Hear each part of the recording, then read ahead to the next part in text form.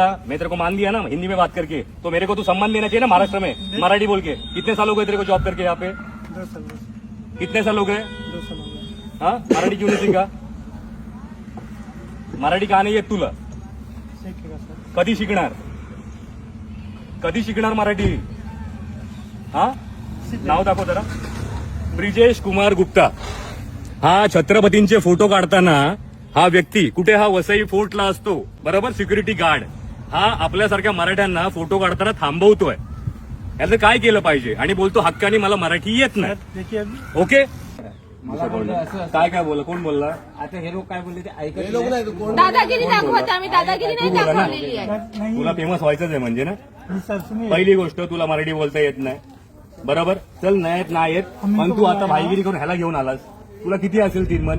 आता लक्षात ठेव, तुला फेमस तर करणार आणि तुला या जॉब असणं तर जावं तर लागणार. आणि तुम्ही छत्रपतीला मान आहे ना इकडे देत नाहीत ना. वसई एकुडेही वसई फोर्ट, इथे छत्रपतींचे व्हिडिओ बनले पाहिजे.